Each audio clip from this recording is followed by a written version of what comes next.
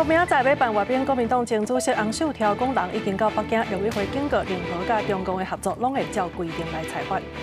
英国发生林家血案，林义雄故事正做是文化部公告的第一个有转型政治意涵的场址。人权博物馆表示，未来会设纪念碑。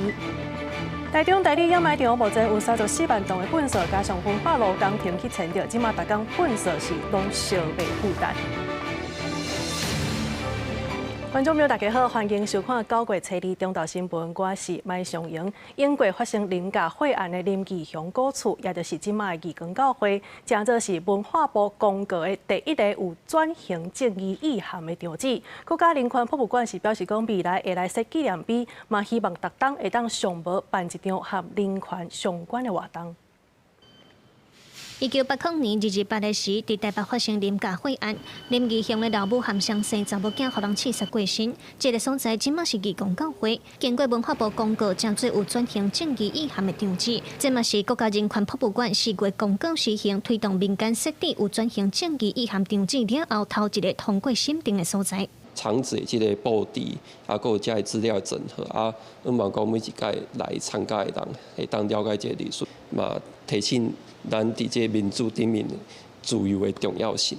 义光教会表示，虽然当年因拢会举办林家马孙的追思礼拜和纪念政治受难者，不过因认为有政府和人权馆的协助，才通互民间这寡转型正义场址通有更较侪资源来保存历史和推广人权教育。人权馆表示，只要有符合作业要点，包括通作为人民抵抗威权、反省威权统治的所在等等，民间都通来申请。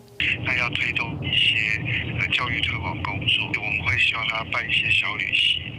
跟一些讲座，高雄的科技化故居，还有就是台南的汤德章故居，他也问了，说是不是也能够成为具转型正义遗憾场址的一个设置。人权馆表示，场址有经过会勘审议和公告通过以后，未来会设置纪念牌，而且当年尚无爱举办一场历史场址解说讲座，也是导览，希望互民众除了了解历史，莫通知影维护人权和转型正义的重要性。记者卢尚如、郑准由台北报道。另外来看，这高雄天高咧疫情咧，昨又搁增加2例啊！这是住伫咧三民区的一对兄弟啊。卫生局表示讲，因为这2个人咧最近其实拢无去到高山，即马为着要来找找感染的来源，因已经有送检体去做基因的比对，初2早起也会针对万中里的环境来做消毒。今天有贴单，要检查喷药，有人在吗？卫生局人员叩门大声喊，看有人伫厝无，要安排环保人员入去消毒。因为高雄除了高山发现10例天狗热病例，初1阁公布三民区出现2例天狗热病例。这2人是一对40外岁兄弟啊，二爸发烧人无爽快去病院，医生主动采检验出来的。卫生局伫病患徛家附近掠到9只蚊啊，研判已经断开的风险真悬，初2早起都需安排人员来消毒。事先做那个防护啊，把迄中药看看没啊。可能喷的时候，你要事后要整理比较轻松了。应该这是重点区域了，所以大概就是那登革热流行前，几乎每个月都会来喷药。哎呀，这旧社区没有办法。虽然拢是旧部落，不过三民区的人较济嘛，住较密，所以疫情防治阁较困难。卫生局强调，除了厝前的环境整齐以外，亲像楼尾顶、甲年前等等的所在，拢袂当积水。呼吁民众爱配合整理摒扫，因会加强稽查。只要发现积水生水区，都会开单处罚。从今天开始，我们安排三民区的的紧急防治工作，包含家户的资源清除以及喷药工作。那预计在这个礼拜之内要完成2000户的这个紧急防治。因为高山甲三明出现的头一例，拢是由第一线医疗单位主动发现通报的。卫生局也提醒，住伫这2区的居民，也是这2礼拜捌去过相关警戒区域的民众，若是有出现发烧、头痛、关节痛等等技术天高热的症头，都要赶紧去病院，同时主动甲医生讲一站的行踪。记者郭家祖、邱超雄、高雄场报道。台南市的竹溪呢，互民众发现讲，这水竟然变做是黄色，原来就是因为自来水管憋气，甲大量的土沙呛入去这个竹溪的关系。加在这工程人员有随甲处理，即马这溪水呢已经豆豆啊侪清，也毋过水里的鱼仔、虾仔呢，也准是受到牵连。市政府表示讲，无排除甲水公司来讨赔偿。规日溪平常时水质真清气，佮通看到鱼仔店内面，毋过车熊熊大量的路过门仔水对上含出水口流入去日溪内面，造成这规条那像黄河共款，避免着要落雨，日前才甲卫建桥水尾烂头清好势尔。这款景象嘛，互在地人撮一条，反而佮污染着河川，无采咧种地。像落雨了，迄款涂骹迄款湿地就对啊。啊，规条溪啊变啥物色啊？啊，就变迄种迄个，变哪讲？土色啊，唔知安怎，讲较凶安尼。事实上，因为中华路桥下边的自来水管破坑，那大量路过门仔掺水流入日溪，边仔的人行道甲车道嘛出现一个大凹坑，5公尺长，2公尺深。车机透早登去现场，工程人员拢已经补好势啊。伊嘛讲，迄当阵紧急甲水关掉，水就要继续流入去上涵。水管它是那个塑胶材质，它也会老化，它也会氧化。然后如果说因为我们在水管以前是没有这个 CLSN 的保护，然后你如果有重车压过去的话，或是怎么样，它就会破裂。自来水冲刷到它的地面的土进到我们的竹溪，我们大概在傍晚的时候陆续来加大水量，那并恢复这个整个竹溪的一个水质。日溪卫建桥的水已经大大咧坐清啊。水利局表示，若鱼仔虾仔死去，会考虑甲水公司提出赔偿要求。但中华路桥按算中昼过后，车辆会使通行。台中国小后门的人行道，市府嘛讲会赶紧抢修。记者楚台南采访报道。同款是这环境的问题来关心的是高雄码头山呢，进前受一只煤回落后规定的龙洞犬甲加死。这在地人是讲，因为是有人会去遐饲狗仔，所以龙洞狗呢转变做是龟棚，并若想到就走出来掠人甲车。虽然讲这农业局有要去甲掠，也毋过呢，其实这个问题短期以来可能是犹无通断根。互几落只龙洞犬攻击的煤回路落落水底海，民众想要阻止，嘛烦恼去后狗攻击，毋敢活。煤回路家己脱逃离开，煞伫3月1下晡，互民众发现已经死亡。所以就变成最后好像有大概10来只吧。煤回路的身躯真侪伤痕，死亡地点附近出现狗仔甲鹿仔的脚印。龙洞犬规定伫码头山困扰地方超过3年。那个一群狗10几只就冲过来啊，把我那个小朋友。那个咬啊，我赶快扑过去啊！大家都有检举，也有跟他上法院，他没有办法改善，就是没有办法。因为也互拉力去互龙洞犬家伤，社区居民认为弃养甲饲养是主要的问题。那也不是只有梅花鹿啦，还有白鼻心嘛。那你看这一次的事件当中，我觉得它已经是造成很大的一个隐忧。好好的来对话，而且好好的面对真相。从源头管理到末端的减量执行的这些真实的量能的状况，否则两方无止境的谩骂都没有办法解决问题。市政府连续几天拢有劝抓狗笼啊，这几天嘛派人加强围猎。不过动保团体认为，龙洞犬处理态度应该爱同款，袂当干那中央立法地方煞无严格执行管控，嘛建议动保野保团体透过对话找到较好的做法。记者采访报道。另外，伫个宜兰大溪路边呢，是有一架停车架，互一台破面路甲占掉咧。这停车收费单已经夹不来扭去啊！附近的居民讲呢，其实这台车已经停3礼拜啊，拢无人来甲处理。即马警方是表示讲，会照规定来通知车主。这架便是车头密密麻麻刷停伫停车架，顶面夹真侪缴费的通知单。这架停伫大溪市区的车，长期占用停车架，为观光区带来困扰。因为观光客真多，停车的空间本来就无够。附近的店头讲，这架车已经停至少3礼拜。至少应该有3个礼拜。3个礼拜哦？那你觉得这个车会不会觉得怪怪还是怎么样？车祸然后先摆在这边吧。亲像这种废弃的车停伫路边唔处理的问题，伫宜兰真正看到。根据环保局的统计，逐年拖这款路边的废弃车就要100台。有停车的收费员也讲，路边停车架也常在互废弃的车占用，有的车一停就是半年以上。我只能说，我今天看到的，只是觉得说，家属为什么不尽早把它移开？环保局指出，路边的车若生锈、垃圾气还是歹气，长时间占车路，就会互看作是废弃的车。若准有白的车，就由警方打刷位的公告；若无白的车，是由环保局打。若准7天内底要是无车主处理，就会互环保局拖走，暂时放伫保管场。本所将依废弃车辆规定查报一致，并通知车主尽速处置。警方指出，针对长期占停车格废弃车，会按照规定通知车主赶紧赶走。环保局也呼吁民众，若准备把车平掉，会当找汽车回收处理业，佮有回收的技巧，唔通家己留伫路边，造成环境垃圾和交通问题。公司新闻厂报道。这礼拜就要来办中原普渡啊！伫彰化市内是有一间为日本时代做到呾咧做这个大米兼卖塑料的老店。伫旧历7月的时阵呢，因拢会来穿这豆皮莲花，对凹形体砍塑甲剪过，其实这过程拢是真高工的。做一蕊豆皮莲花，上无是爱2天的时间。伫菜车内底塑料店有卖大米、米笋、侪豆仔做的物件，但是详细看，这豆皮形体真特别，是一蕊莲花，佮有猪骹甲佛手造型的豆皮，是店家伫过年拜观音或者是旧历7月普渡过时阵才有传的物件。哪会知影才有咧卖？这个你嘛知道？专工来买。本来因为都买这边比较多。普渡拜拜，当传素食的，好，我头一届看拢唔捌看过，头一届看过，感觉真特别。店头家表示，做一蕊豆皮莲花，爱先熬豆皮，加花瓣，等打扫成型，搁落油鼎煎过，花蕊才会天开，上无爱2天的时间才会当完成。因是为日本时代开业，就一直传到今。以前人无物件通食吼，拢会想讲用豆皮落做花，落做猪骹，落去做无共款的物件，因为这是咱的心意，用因有的物件去变物件出来。这几年来愈来愈少啊，因为大部分吼，大家拢敢叫庙人去传啊。较早先人来到遮的时阵，有带来一个信仰，咱一般叫做菜堂，主要人叫斋教。你拜拜的时阵，你家己无食草的，所以咱就委托遮的做豆仔的厂商吼，来帮咱做三星的形吼，也是讲拜拜的形。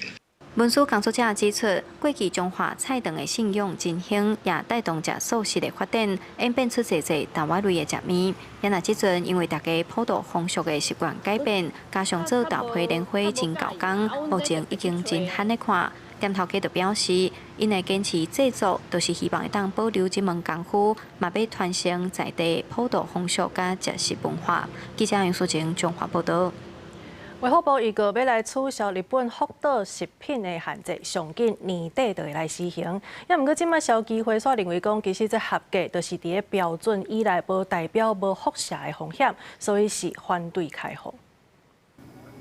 2012年3月11日，日本福岛核电厂发生强烈地人甲海中和辐射外泄，事故发生到即马已经14年。卫福部有所预告草案，伫确保是安全地之下，会参考甲制造世界多国管理，评估将全面取消日本福岛食品进口管制，回归一般边境管理。依据我们科学的证据、国际标准，评估日本食品因应回归我们正常管理措施。消署表示，3日福岛核灾了后，同年3月15日，咱就宣布禁止福岛等5县食品进口了，佮陆续调整日本食品管制措施。2004年9月，公告全面解除日本福岛5县食品素质管制，也成照受吧。考虑等原本禁止品项用相前管理甲毒批检验，毋过过去14年来，伫边境检验2.3万外批次，检验结果拢符合咱的标准甲日本标准，无合格率是0，显示日本食品辐射风险真低。它不是零检出，它其实是微量检出，只是符合标准的问题而已。那但是这样子的一个辐射，它是有可能在人体去累积的。这137本身它的微量的话，它其实半衰期是有达到30年，所以我们认为说现阶段还不是一个开放的一个时机。消基会批评政府应该先考虑个人健康，对全面取消日本福岛食品限制表达反对的立场，也呼吁政府应该做好食品产地标示，让消费者有选择权。消署强调，草案有61个有效期，收集各界意见，现在上紧今年底开始，暗过日本禁止流通品项，依然不准输入台湾。记者综合报道。阮2个台湾人是去到日本的乌基纳瓦咧畅水，也毋过呢，煞伫海底30公尺深的窟窿去互失踪去，落尾人是不幸来过往。这专家表示讲，其实海流呢，逐日拢无啥共，去进前就爱先详细来评估。也若咱外交部是表示讲，会全力加速到3天。在唱水船愈去斗阵出海，乌克兰温纳川是热门的海外唱水地点。暗过8月31日下晡传出不幸的消息，有2个台湾查甫人伫唱水过程当中死亡。夏で増えてきますので、ご協力気をつけてください。お願いします。今年7月，当地警方就产海事局对游客宣导海上安全。根据日本媒体报道，去年沖縄水难事故128件，有每年增加的现象。前未到，佫发生台湾旅客唱水死亡。28岁姓张的查甫人甲3个亲友参加即马住伫沖縄24岁大姐甲姓张教练的唱水团，5人为安乐川满足海保进海唱水了后，依然的2个人伫水深30公尺的海底洞窟失踪，一直到2点半钟才被找到，送医抢救救无回来。30米的话，通常都要有进阶证照。那因为它潜的会比较深，所以你必须要稍微有一点经验。如果要出国潜水，那就是带你自己的整套装备去国外潜水，这样会比较安全一点。其他唱水教练分析，发生意外地点较深，难度也较悬。另外，海底洞窟内底可能需要更较侪设备，唱水进程爱较认，亲像破裂调整装置、调节器等正常运作。旅游专家建议，每一个人设备无同，加上每日洋流海上拢无同，认真而且老实甲唱水店沟通，才能找到适当的地点时间。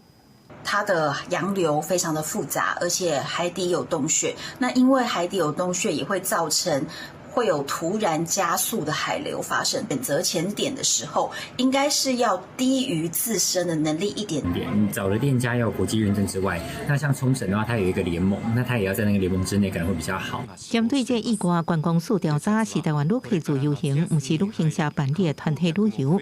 外交部表示，咱驻那霸办事处已经接到通知，会全力提供加上各项必要协助。记者综合报道。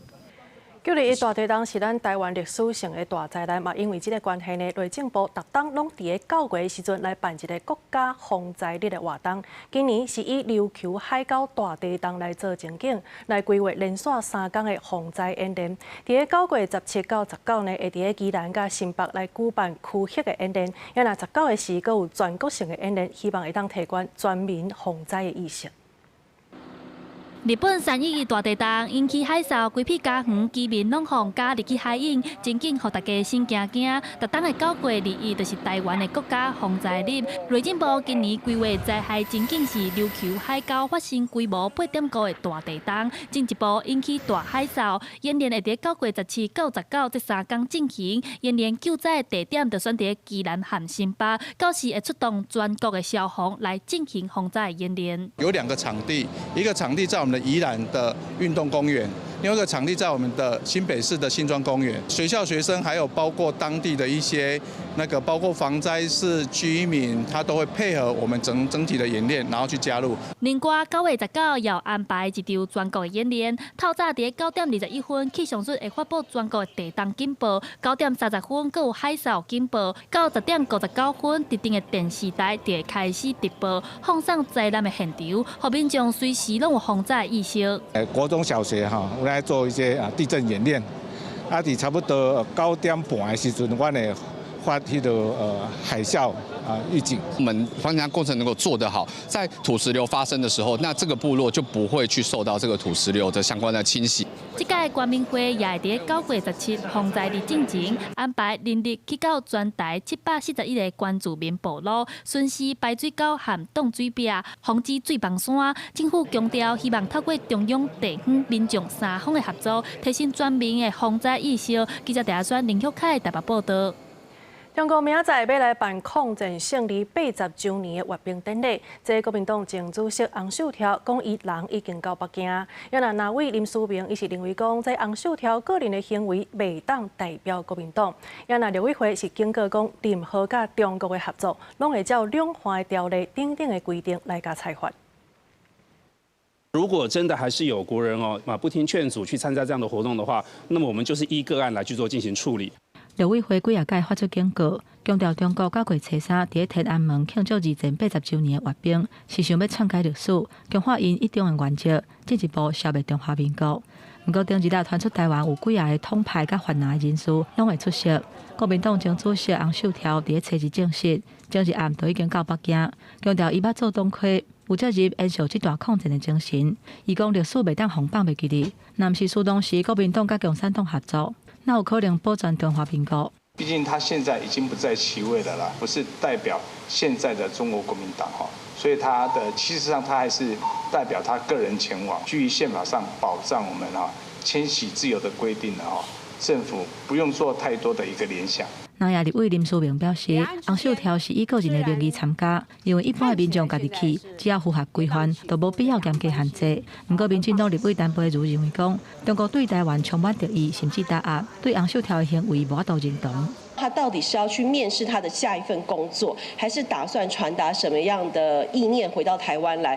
我想他自己应该回来跟国人说清楚，不要每次都躲在中共的镜头底下发言，不敢站到台湾的土地上，向台湾人民、向国民党支持者说明他为什么要做出这种疑似背叛台湾的行为。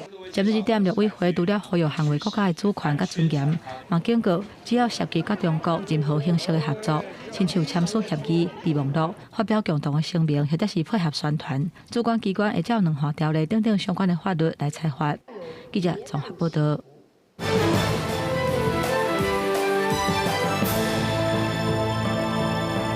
消息，咱要先来看，这上海合作组织峰会是伫天津来举办，习近平甲罗西亚总统普京、印度的总理莫迪要来见面，这互人看做是要做伙来对抗美国的意思。也毋过乌克兰是来批评讲，这场峰会呢，伊的宣言是无讲到俄乌战争，罗西亚这场外交行动是失败的。上海合作组织峰会伫中国天津进行，来自20几个国家地区的领导人，大家做伙进行第2天的议程。这边峰会通过天津宣言，规划未来10年的合作战略，包括经贸、安全加多边治理。中国国家主席习近平伫峰会提出全球治理倡议，成立上合组织开发银行。我们率先提出共商共建共享的全球治理观，践行真正的多边主义，反对霸权强权。北韩领导人金正恩已经出发，准备要参加初三伫北京举行的阅兵仪式。有人看到上海组织要吸纳更加侪国际支持者的企图心。若是罗西亚总统普京参加峰会，就连本来甲中国有边境争议的印度总理莫迪也来参加，都宣布恢复印中双边直航。伫美国新关系影响的时阵，中露营领袖港台展现新的合作关系。हमारे सहयोग से दोनों देशों के 2.8 बिलियन लोगों के हित जुड़े हुए हैं।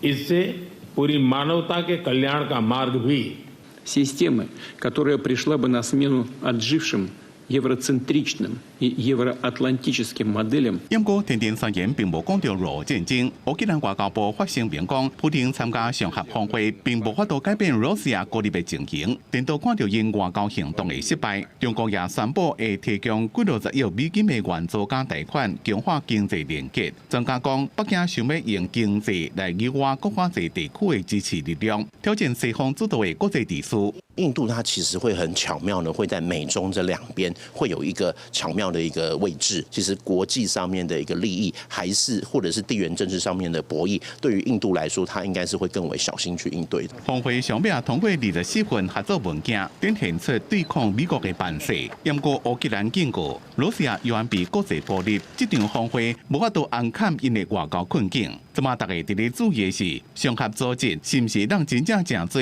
改变全世界地区的力量？公司新闻张伟林编写。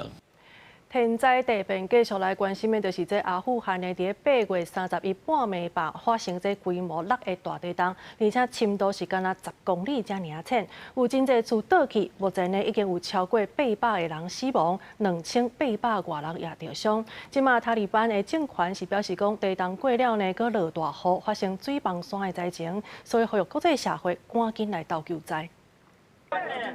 村民发现倒去厝下骹，还有人挖掉的赶紧用手挖。东寨区之一的马扎尔达拉村，真侪厝倒去，天气阁无好，落大雨，地动石头阁崩来，山区的路拢未通，救援人员无法度进寨区救人。当局讲，库纳尔省有3个村厝拢倒落去变做平地，其他的村也有正严重的灾情。即马在区通讯未通，联合国年度事务协调厅有一位官员讲，在区伫过去24点钟久到48点钟久内，因为落大雨、山崩、石头崩来，真危险，死亡人数真多，尸体就要赶紧处理，较袂污染水源。塔利班请国际社会斗相共。 The number of casualties is likely to increase because the situation is serious. We urgently call on humanitarian organizations to step in and provide immediate support. Humanitarian organizations are also urged to assist in preventing the spread of communicable diseases in the affected areas. 阿富汗外交部一位官员八月讲，也无接到任何外国政府主动提供救援，要中国甲印度就随讲愿意协助，联合国也会启动。 这是自2021年塔利班政权掌权以来第3遍重大致命的地震，希望从外国部队撤离，政府主要财政来源的国际资金也被抽走。在区也因为路损害严重，且无法度过，当局就派几多台军用直升机运送受伤的人甲罹难者的尸体离开灾区，而且由医疗团队入去救人，不过资源无够也是上大问题。公司新闻黄文玲编译。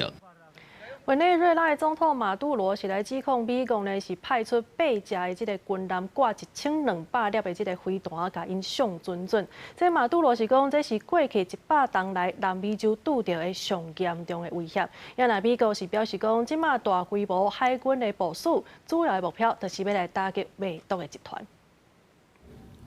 针对美国8月底伫南加勒比海和4科里亚的海域大规模部署海军舰艇和飞弹，委内瑞拉总统马杜罗9月初伊伫卡拉卡斯召开记者会。8 barcos militares con 1.200 misiles y un submarino nuclear apuntan a Venezuela. Mr. President Donald Trump, usted tiene que cuidarse porque Marco Rubio quiere manchar sus manos de sangre, con sangre suramericana, caribeña, con sangre venezolana. 马杜罗阁讲到，这是过去100年来南美洲大陆面对的上大的威胁，而且强调这种局势较早毋捌看过。美方表示讲，这项行动的目的是因应拉丁美洲毒品集团造成的威胁，全部甲打击毒枭列作是政府核心目标，透过切断毒品犯罪和人口走私的来源，来减少非法移民，加强美国的边境安全。委内瑞拉对美国的讲法是真无认同，否认讲因这个含领导改战是主要国际毒品贩运的关键角色。 Vamos a luchar si ustedes se atreven a poner un pie en Venezuela. 今年8月初，美国已经甲针对掠到马杜罗的奖金翻倍，增加到5000万美金，而且需要有会当甲逮捕，而且会当指控伊涉及毒品贩运，而且和犯罪集团有斗抗的情报。虽然美国海岸防卫队和海军舰艇是定伫南加勒比海的运作，但这摆集结的规模是明显比较早拢大真济。公司新闻黄文玲编译。 继续倒来看，咱一只台籍的工作船呢，是伫金门外海，甲中国的渔船这网啊是假做伙，结果呢，煞互对方围事来讨赔偿。落尾是咱海巡介入调解，才总算来结束。即马专家是认为讲，应该爱强化咱的船只甲海巡的联络，来提高应变能力。 半暝海面互电火照甲真光，这只台湾的工作船甲中国渔船会甲真晚，气氛一时真紧张。本国籍船舶缴到中国渔船的渔网，本台这边接获通报。 这只由中华电视委外的工作船原底去金门海峡进行地形的探测，想袂到伫8月31无细致甲中国渔船发生假扮的意外，并且失去动力，一时间是互对方动力讨赔偿。加在海巡到场协助，双方落尾是以民事和解方式解决。透过无线电驶进现场的中国海警表示，案属船舶海事纠纷，双方已达成民事和解，请勿 对我船舶进行任何干扰。今年中国渔业休困的期间，对5月初1到8月16，不过过界线掠鱼情形也是常常发生。5月到8出现中国海警船从入来咱国的经济海峡，赶走咱10多只当咧作业的偏乌渔船，互两岸更加紧张。7月也有偏乌的渔民发现大阵的中国铁壳船伫海上作业，煞无看到中国的海警执法等等的事件，落尾拢变做需要两岸的官方力量来介入。这个挑衅一方面会让我们的海巡为了要护渔，或者是为了要保护我们相关的船只，可能会付出更大的一个心力；二方面也会让中国它这个食水之味有更多的这种所谓的在海上滋事的灰色地带行动的作为，来进行恶意的挑衅。王志祥表示，这款的民事纠纷无排除中国透过模糊地带侵扰，这次咱国的海上执法能力，这种的海上压迫行动，在南海早就常常出现。即马金门、厦门的水hiệu也常在有相像的状况，咱国应该强化咱船只甲海巡快速电脑也有应变的能力。公司新闻参报道。台中市府有来推动市政路要9号长的工程，其中呢，这工业一路到安和路段，今年5月底才拄通车尔，也毋过即马呢真济搭又搁围起来施工啊。即马市政府是来解说讲，就是因为进前是连续落几工的大雨，即马毋才需要来修复一寡路面无平的问题。全新的路，但是几下个所在拢出现施工围篱。我过去看，路边红大面积乌条，下骹出现红蒙头的风站，顶悬下骹差几公分。当地居民讲，这条路才通车无偌久尔，即马搁在施工，工程的品质可能是有问题。当然，如果是新的道路，如果施工品质要改善就要注意这个施工品质。道路品质不好的话，你如果有坑洞、凹洞什么的话，可能就容易造成意外吧。为着疏解台湾大道在上下班的时段一定会塞车的困扰，市府是积极推动市政路延伸工程。地标的市政路对工业一路到安和路段，今年5月底才办通车，但是才过3个月，新的车路就开始凹一个补一个，至少有4块区域，防围篱的凹路，毋若经过的车爱一直变换车道，公共建设的品质嘛受到质疑。除了要究责施工厂商的问题，然后还包括建设局你整个的验收是不是出了什么状况？为什么可以这样品质这么差的路可以验收？因连续好大雨影响，导致地层含水量较高。为了维护路面的平整度，本局已责成施工厂商于保护期内尽速修复改善，预计本周全数完成。台中市建设局解说讲是进前连续落大雨，才互车路落落去，相关改善作业拢是报告范围，是厂商办理修复，未增加市府的支出。施工期间已经配合做交通维护措施，除了提醒过路人经过这爱减速以外，接落来嘛会持续监督施工品质，确保车路的安全。公司新闻综合报道。来看这南投县集资8月人口呢是无到1万个人，即马镇公所是来推出设户口摕礼金的活动，只要把这户口刷起到集资，而且呢到明年8月底嘛拢无刷走，安尼一个人就会当分到5000块的礼金。南投县集资镇过去把予人选做全国10大观光小城，不过南投县最近这几年因为人口老化、人口外流，人口数直直落。其中集资镇是目前人口唯一无到1万的所在。集资镇公所为着鼓励民众搬来集资，即马开始到明年5月31日期间，只要把户口迁到集资，而且到明年8月30日拢无刷户口，就发予每一个人5000块的礼金。政策是引起民众无共款的意见。毋是咱遮的人多工课多伫咱集资镇遮工课，多有即个活动吸引我。来刷来迁入咱集资镇。我本身是一族在地人啊，所以这5000对我来讲，看会到，遐袂到咧。住在南投的民间乡社，我觉得如果还要再迁进来的话，有点更麻烦。南投县选委会表示，根据地方制度法的规定，人口1万以下，向定名市民代表袂当超过7人。另外，因为在违法的关系，人口无到1万，来自中央和县府的补助嘛变少。集资镇公所指出，希望用礼金吸引人来遮设户口，鼓励偌济人搬来遮，感受遮的宁静味。在人口1万以下的时候，那个代表席次不得超过7人。来遮大1站嘛，大，比如讲那大量来讲，真正适合我们也欢迎他那个我们的全国的好朋友能够常驻在我们集集。集资镇公所表示，明年9月就会开始新查，上紧明年11月符合规定的民众就会当摕到每人5000块的礼金。记者辛平仪南投报道。伫嘉义的六卡乡呢，进前是有民众伫水沟啊去捡到一只龟，也毋过伊的龟壳呢是互塑胶甲填条咧转变形，亲像是葫芦共款。有学者表示讲，这就是咱人制造粪扫对野生动物造成危害上好的证明。它被这个塑胶套保特瓶，可能藏好几年。是保特瓶吗？对，我把它剪开。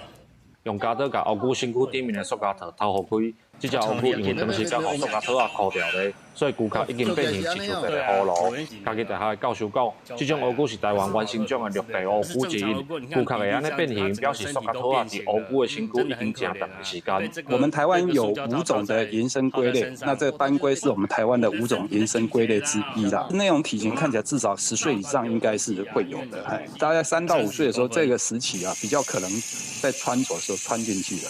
这只黑菇是民众挖厝附近的水沟仔捡到的。民众表示，就这个机会，除了救动物以外，嘛顺续甲囡仔环境对野生动物的影响。我们人类乱丢垃圾，然后导致它有可能小时候贪吃，钻到这个里面去之后，然后就爬不出来，然后一直伴着它长大，从小只乌龟长到大龟。应该到5到10年，大概30几公分的那只乌龟，对，可能已经被它束缚10几年。家己大学教授表示，这种黑菇的生活范围甲咱人相远，所以自然环境当中的粪扫对这种黑菇来讲，嘛较会造成影响。要避免这种悲剧一再发生，就是咱家己爱重视自然环境，才会当减少咱对生态造成的影响。记者林慧婷，嘉义报道。来看这台中市大里的掩埋场呢，目前是有34万吨的粪扫，即马佮加上文山焚化炉的工程去清掉，所以即马呢，逐工这粪扫拢袂富气啊。环团是表示讲，应该着爱推行用粪扫袋仔来限制粪扫量。画面内底这粪扫是已经顶到5层楼悬，涂骹的垃圾水袂输变做一条河共款。台中市大里坑台场内底有34万吨的粪扫，已经强要满啦。当地民众烦恼卫生的问题，担心就是如果溢出来就比较不卫生，蚊虫就比较多了。它总计的这个设计量是499万吨啊那目前只剩下2万多吨，它只剩下0.5%，也就是它已经台中市整个已经满到99.5%了。未代表示，目前大里坑台场粪扫的量，毋那是全国上济，目前敢若剩0.5%的空间尔。未来8年，还阁会放48万吨的粪扫入去，至少都要2042年才有法度甲清掉。加上本山焚化炉改建的工程有去清掉，台中已经是全国粪扫危机上较严重的城市。环保局强调讲，大里坑台场是焚化炉每一年咧维修检查的时阵，暂时抗热甲调度的作用，平常时拢有咧运用。文山焚化厂太古换新的工程，今年都会顺利决标，按照2029年完工，到时就会当大幅度减少大里坑台场粪扫的量。炉体，它假如说能完成去建造的话，将可提升整体的垃圾处理量的，那届时可让大里掩埋场的这个部分大幅下降。随袋征收这个政策落实上面，让它变成一个全台中市的政策，相较其他县市，其实台中市是很有条件去来做这件事情的。环保团体认为讲，台中市9公区早就已经推行粪扫的费用随地征收25年。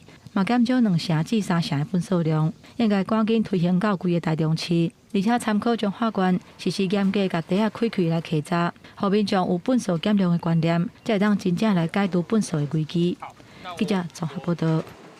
新内阁已经上任嘛，这工业总会是来发布2025年的白皮书，讲有对新经济部长景明欣来提出建议，认为讲得爱来全力支持国营事业。原来景明欣今仔日是去到台中，继续甲产业界来交换意见。工总理事长潘俊英调一人苗红城顶拢到场。9月初2，工总发布2025年工总白皮书，予政府政策建议。不过时间拄啊伫内阁改组过工，工业界头人对新任经济部长景明欣充满期待。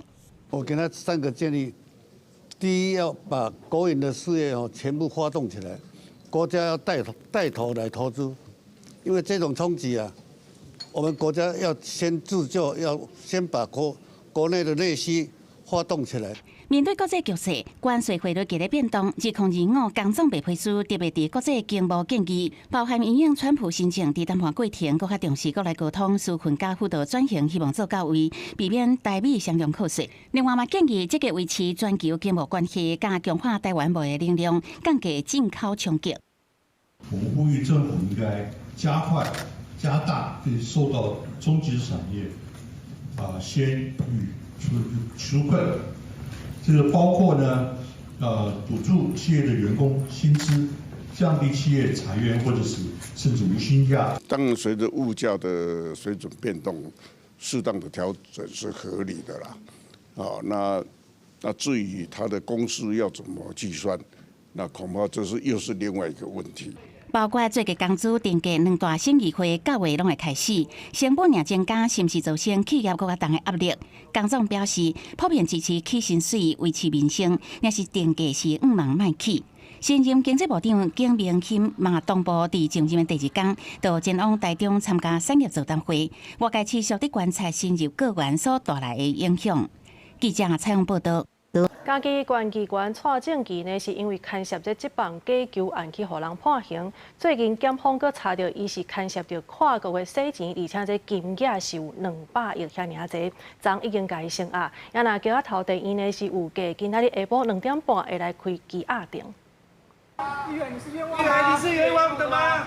坐伫警车顶移送地检署现任的无党籍嘉义县机关外号何美娜的蔡正仪，今日洗钱争议，检警展开搜查约谈，走去通机场抓人，伫伊出境前躯体成功甲人抓落来。经过检方核实了后，找伊半暝，互人声押禁见。蔡某涉犯洗钱防治法、组织犯罪条例、加重洗钱等罪嫌，向法院申请羁押禁见。本案初估洗钱金额达新台币数百亿元。50多岁蔡正仪今年6月押出牵涉嘉义一件供电弊案，互人指控洗扫强害供电业者。虽然伊否认涉案，嘉义检方嘛还阁咧调查。即卖伊阁互桥头地检署掌握证据，怀疑伊涉嫌协助非法跋筊进行跨国洗钱，初步估计洗钱金额达到200亿。过去我所犯的错，一定也受到法律的制裁。这次我决心参选，重新做人。捌伫参选期间，话讲要重新做人，蔡正仪就是2009年中华职棒假球案的幕后主谋。伫服刑期满出狱了后，3年外前高票当选议员，即马煞风波不断，即届嘛互人依照洗钱等罪嫌侦办，检方持续伫查清楚。记者采访报道。中共有来投资成立台湾智慧电能公司，也毋过即马呢，因的总经理戴益玲是来逼出受误洗的弊案，这互工会是无相信这公司的营运。也若中共是来回应讲，这台积电毋是中共咧主导的，所以建议台积电应该着爱赶紧来启动开核的程序，来检视内部的作业。中钢不当约大头，退出台积电。工会成员这支廿8日组织伫中共的总部进行抗议，都惊中共去年10月因为经济部要求投资成立的台积电，会甲过去同款配合风电国产化，转投资兴达海基，刷赔64亿，真假力。不适合投资，中钢不熟悉，风险过大为由。为什么去年的时候突然态度大转变，由中钢来发起成立？这是让人有疑窦的地方啦。说实在是让人有疑窦的地方啦。那第二个，经济部主导中钢来做的一些投资案中钢都是以惨败收场。工会今年1月就要上北进行抗议，这个台积电计划统一买25年，逐年40亿度，总额有5500亿的绿电，恐惊是拢填落海。即马又搁逼出台积电总经理陈益玲担任经济部立推中心副执行长的时涉嫌受误洗。虽然台积电赶紧改洗头路，又外互工会袂安心。钢铁产业整体的景气其实不是很好，所以其实我们这个中钢员工的产销奖金其实已经很久没有拿到了，所以对于大家的年收入来说是下降的。那当然，我们都希望中钢在这样的情形底下可以谨慎投资。工会这期钢铁业已经真市插，互中共了解系列的，佮加上台积电成立佮营运拢无透明，搁在涉及弊案等等的问题，呼吁中共退出台积电，并且交电政署、互南北两党，也有中共的独立党书。都是泛公股的事业，但是呢，就是一个错误的能源政策，搞得我们的台电，搞得我们的中钢，到目前为止都已经不是我们的模范事业。面对这期中共回应，敢若持股12.5%，无主导台积电，投资是影响公司绿电来源多元化政策，要为绿色转型提供长期稳定的绿电来源甲减碳的效益。也拿台积电买电卖电的合约，都由外部的律师甲会计师来审看，已经建议台积电启动外部的开核程序，对内部的作业进行检视，确保全体股东的利益。公司新闻采访报道。来看有72档历史的屏东美术馆，即马是因为建筑后搁旧啊，所以7月开始是大规模来整修。按算年底就会重新来启用，提供大家更较舒适的展览空间。就是补强部分，就是再把它加强加大这样子。馆长带记者看，条仔红门涂卡条爱加粗，修装饰因为漏水严重，涂骹囥过来的桶仔，外面的壁边嘛看会到水痕。这栋屏东美术馆已经有72年的历史，因为结构旧后，阁有漏水的问题，官方决定趁这摆整修做伙处理，让展览空间更较安全舒适。巡回展が考春、そして澎湖でここ屏東にやってきました。屏东美术馆伫今年5月展出内容美丽的特展了后，就暂时休馆。7月开始动工，进行内金补强和内部修缮。屏东市公所表示，这摆整理经费超过1200万，大部分是中央补助，不足的部分由地方负担。不过施工单位把美术馆门口的钉仔直接卡掉，引起破坏质疑。强度的部分经过土木技师鉴定结果就是说，它其实是在堪用，但是呢有疑虑的。前面的那个我们的主要出口那个地方，是因为它因为年代久远之后有坍方的状况，所以在这一次建筑师就一并把它做那个整修。屏东美术馆以早是屏东市公所的旧厅舍，民国42年开始启用。这摆官方请地动专家鉴定了后，发现内真无好，有安全疑虑，才决定暂停开放。市公所表示，原本按算伫11月底完工，不过受到雨季影响进度，目前会延到12月才重新对外开放。记者柯明哲，屏东报道。台湾人这年这拢有送礼的习惯，后个月就是中秋啊。即马为着要来鼓励大家买一寡诚心奖介者所做的产品，台北市府是结合着42个民间团体的庇护工厂，提供多元的选择。中秋节伫要到啊！中秋送礼商机真大，市面顶悬有真侪中秋礼盒，除了大品牌，台北市庇护工厂嘛结合42间民间团体，推出真侪无同款的中秋礼盒，有鸡卵糕、酱料、咖啡等等，这些产品拢是诚心障碍者手工做的。一起来响应跟支持，可以让我们的庇护工厂可以稳健的成长，让我们这一些非常努力用心的伙伴们可以因为大家的支持而成长，继续茁壮。有庇护工厂的经理表示，做庇护工厂的初心是希望身心障碍者有工作机会。